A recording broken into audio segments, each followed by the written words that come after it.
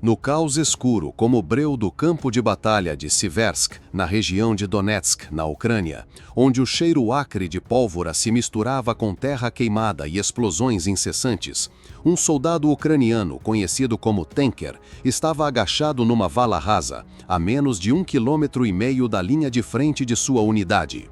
O sangue escorria de suas pernas gravemente feridas, machucados sofridos num brutal ataque surpresa russo. 3 dos 4 homens de sua patrulha haviam sido mortos, deixando Tanker sozinho numa zona mortal de ninguém. Forças inimigas rondavam por perto, apertando o cerco a cada momento. Mesmo assim, Tanker se recusava a ceder, agarrado à sua determinação de ferro e a uma frágil esperança de resgate. No posto de comando da Brigada Rubish, lar do 4º Batalhão da Liberdade, a tensão pairava no ar. Numa tela grande, imagens ao vivo de veículos aéreos não tripulados, os chamados VANTs, mostravam a luta desesperada de Tanker. Durante 5 dias, ele resistiu a ataques implacáveis da infantaria russa. VANTs ucranianos, como anjos da guarda, ofereciam apoio aéreo crucial, bloqueando avanços inimigos. Um pelotão russo, com cerca de 30 soldados, foi dizimado em ataques fracassados, mas a situação de Tanker continuava perigosa, por um fio. Não podemos mandar veículos blindados ou infantaria, disse Mykola Hrytsenko, porta-voz da brigada, com a voz baixa mas firme, durante uma reunião urgente no posto de comando. Aquela área é território inimigo. Qualquer tentativa de resgate custaria mais vidas. Tanker não consegue andar 1,5 km com esses ferimentos. Precisamos de outra solução. Siversk, uma pequena cidade no norte de Donetsk, era um caldeirão ardente da guerra. Seus campos vastos, pontilhados por florestas esparsas e vilarejos em ruínas, tornaram-se um campo de batalha feroz entre forças ucranianas e russas. As principais rotas de suprimento estavam cortadas e as estradas para a cidade eram cheias de minas e obstáculos. Os russos, com números e poder de fogo superiores, pressionavam com ataques implacáveis, tentando cercar e isolar as unidades ucranianas. Tanker, um soldado experiente da Brigada Rubish, fazia parte de uma patrulha de 4 homens encarregada de explorar um setor a leste de Siversk. A missão? Coletar informações sobre concentrações de tropas russas que se preparavam para um grande ataque. A equipe incluía Tanker, um veterano endurecido pela batalha, Petro, um jovem atirador de elite, Andriy, um especialista em rádio, e Serhiy, o líder do grupo. O plano parecia simples: avançar, observar as posições inimigas e recuar. Mas o campo de batalha raramente permite tanto otimismo. Enquanto a patrulha avançava por uma trilha estreita, escondida por arbustos baixos e campos desolados, uma barragem súbita explodiu. Forças russas, escondidas em matagais próximos, armaram uma emboscada. Tiros de metralhadora cortaram o ar e granadas detonaram, transformando a trilha numa zona mortal de fogo. Petro e Andriy caíram na hora, enquanto Serhiy, lutando de volta, foi abatido minutos depois. Tanker, com reflexos afiados, rolou para uma vala rasa, escondendo-se sob ervas secas e terra. Um estilhaço se alojou em sua coxa direita, deixando-o ensanguentado e preso em território inimigo. Nos 5 dias seguintes, Tanker enfrentou perigos constantes. Durante o dia, ele ficava imóvel para evitar patrulhas russas equipadas com tecnologia avançada de reconhecimento. Só conseguia rastejar alguns metros sob a proteção da escuridão. O frio de Donetsk, caindo abaixo de 10 graus Celsius à noite, o deixava tremendo. Sua água se reduziu a poucos goles de um cantil e a munição estava quase no fim. Um carregador para seu fuzil AK-74 e uma única granada. Mas o maior perigo não era a fome, o frio ou a escassez. Era o isolamento esmagador do campo de batalha, onde cada barulho podia significar a morte. No posto de comando da Brigada Rubgish, a cerca de 10 quilômetros da posição de Tanker, oficiais e soldados trabalhavam sem parar. A sede, instalada num prédio de concreto danificado que já foi uma escola, era o centro nervoso das operações da brigada.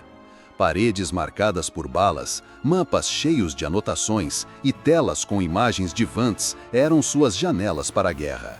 O ar lá dentro era pesado, com o cheiro de pólvora e suor. O capitão Alexander, comandante do 4º Batalhão da Liberdade, carregava o peso do destino de Tanker. Diante de um mapa tático, ele ouvia atualizações da equipe de Vants. "Perdemos contato direto com Tanker", relatou o sargento Mikhailo, codinome Falcão, um dos melhores operadores de Vants da brigada, habilidoso em pilotar drones em condições brutais de combate. Mas o sinal do localizador dele ainda está ativo. Ele está vivo, mas não consegue se mover. "Mandar blindados é suicídio", disse o Major Mikola, oficial de logística, conhecido por seus cálculos cautelosos. "As estradas para Siversk são um campo minado. A infantaria também não chegaria, seríamos vistos muito antes. Precisamos de outra opção." O silêncio tomou conta da sala. Abandonar Tanker era impensável. No exército ucraniano, nenhum soldado fica para trás, era um juramento sagrado. Mas como salvar um homem preso no coração do território inimigo, mal conseguindo andar? A pergunta assombrava o posto de comando. Naquele momento tenso, uma ideia ousada surgiu. O tenente Dmitro, um jovem técnico de Vants experiente, se levantou. Magro e de olhos atentos, ele sugeriu: "Por que não usar o Baba Yaga?" O termo, criado pelos russos para os Vants ucranianos que lançam bombas pesadas, referia-se a drones feitos de peças comerciais, mas adaptados para a guerra, capazes de carregar até 50 quilos. Essas máquinas robustas eram usadas para lançar bombas ou granadas contra posições inimigas. O plano de Dmitro não envolvia bombas. Ele propôs usar um drone para entregar uma solução de mobilidade, uma bicicleta elétrica. "Tanker não pode andar", explicou ele. "Mas se entregarmos uma e-bike, ele pode pedalar de volta. É mais leve que um veículo, e o Baba Yaga aguenta uma carga de 40 quilos. Já entregamos equipamentos mais pesados antes." A sala ficou surpresa. "Uma e-bike? Você está falando sério?" perguntou um oficial. Dmitro manteve a firmeza, detalhando o plano. "É leve, manobrável e aguenta terrenos difíceis. Se entregarmos com precisão, Tanker só precisa subir e pedalar. O drone o manterá escondido de cima." A ideia era ousada, mas era a única faísca de esperança. Após um momento de reflexão, o capitão Alexander assentiu. "Façam isso, mais rápido. Tanker está ficando sem tempo." A equipe técnica da Brigada Rubgish entrou em ação. Num canto do posto de comando, técnicos inspecionaram cada Baba Yaga. Apesar de rudimentares comparados aos drones militares ocidentais, esses Vantes ucranianos, feitos de componentes comerciais, tinham motores aprimorados, câmeras infravermelhas e GPS preciso. O drone escolhido era um modelo de alta potência, capaz de carregar 50 quilos em condições ideais. O desafio não era só o peso. Entregar uma e-bike exigia precisão milimétrica, cabos resistentes e uma rota de voo livre de fogo antiaéreo russo. A e-bike selecionada era um modelo civil, pesando cerca de 40 quilos, com um motor de 500 watts, forte o suficiente para terrenos acidentados. Sua estrutura de alumínio era leve, mas resistente, ideal para a missão. Técnicos soldaram ganchos de aço na estrutura para fixação ao drone. Cada detalhe foi analisado: resistência dos cabos, potência do motor do drone, trajetória de voo. Um único erro poderia acabar com a missão, ou pior, entregar tanker ao inimigo. Enquanto isso, no campo de batalha, vantes de apoio mantinham vigilância. Equipados com câmeras infravermelhas, eles monitoravam tanker e os movimentos russos, lançando granadas ou atirando em esquadrões inimigos que se aproximavam para manter uma frágil zona de segurança. Mas a pressão aumentava. Vários drones foram abatidos por fogo antiaéreo russo e as munições aéreas estavam acabando. Falcão, o operador principal, trabalhava sem descanso, com as mãos trêmulas, mas firmes nos controles. No quinto dia, o primeiro Baba Yaga decolou, carregando a e-bike como um gigante espectral. No posto de comando, todos os olhos estavam grudados na tela. A câmera do drone mostrava a bicicleta balançando levemente no vento, mas segura por cabos. A rota de voo foi planejada minuciosamente para evitar defesas aéreas russas identificadas pela inteligência. Mas antes de chegar a tanker, uma rajada de fogo antiaéreo explodiu. Tiros de um canhão antiaéreo russo, Zu-23-2 de 23 mm, rasgaram o céu, perfurando a asa do drone. O motor pegou fogo e o Baba Yaga caiu num campo a 500 metros de tanker. O grito do motor morrendo silenciou a sala. O capitão Alexander bateu o punho na mesa, mas logo se recompôs. "Preparem o segundo drone", ordenou. "Vamos continuar." A equipe técnica trabalhou a noite toda para preparar outro Baba Yaga. Eles reforçaram os cabos com aço de alta resistência e ajustaram os controles para minimizar o balanço.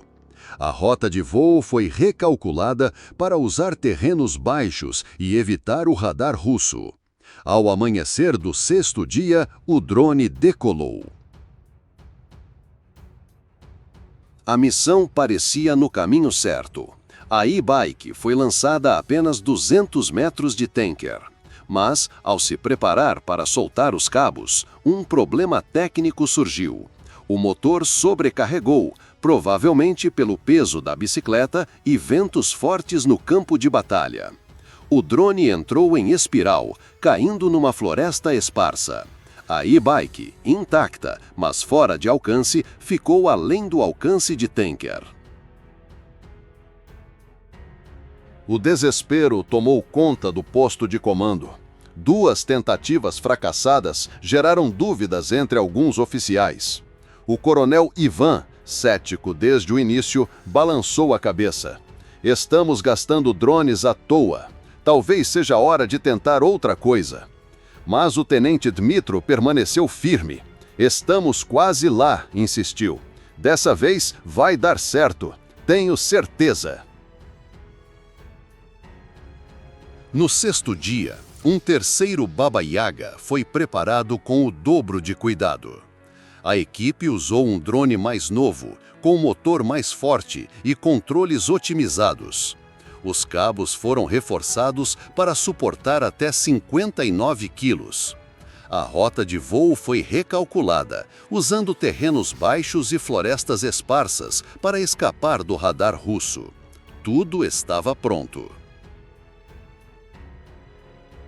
Quando o drone decolou, o posto de comando prendeu a respiração.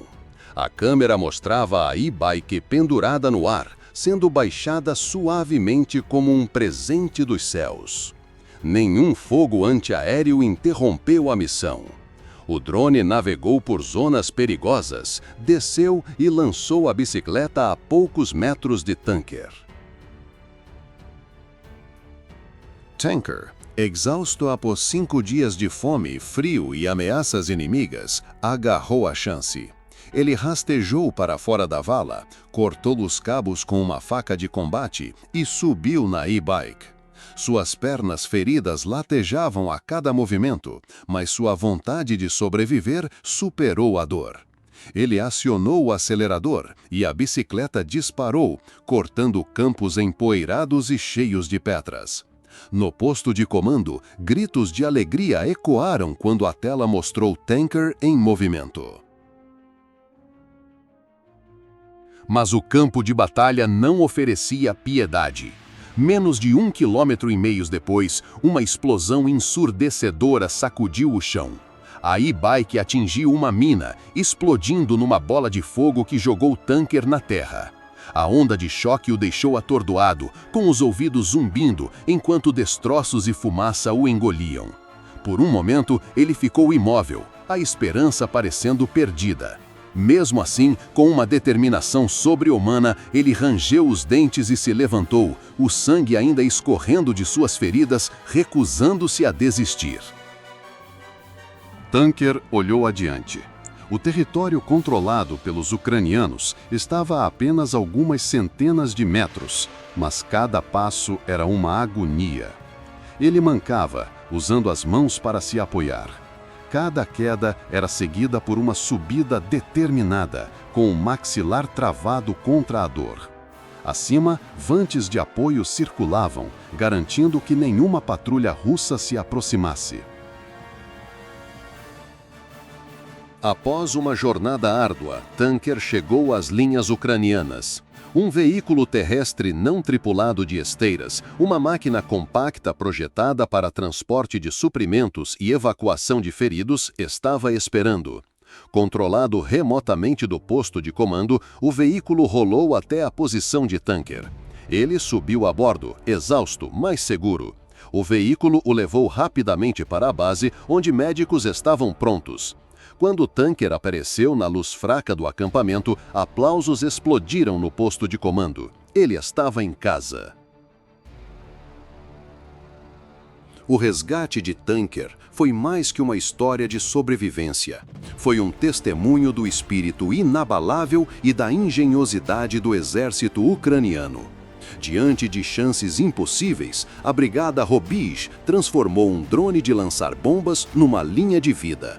Embora improvável de se tornar um procedimento padrão, a operação mostrou criatividade tática e um compromisso inabalável de não deixar nenhum soldado para trás. Tanker, o herói silencioso, cruzou a linha entre a vida e a morte. Atrás dele estavam centenas, comandantes, técnicos e tropas de apoio remoto, que juntos forjaram um milagre. Nos campos ensanguentados e queimados de Donetsk, a história de Tanker brilha como um farol, lembrando a todos que, mesmo nos momentos mais sombrios, a esperança resiste.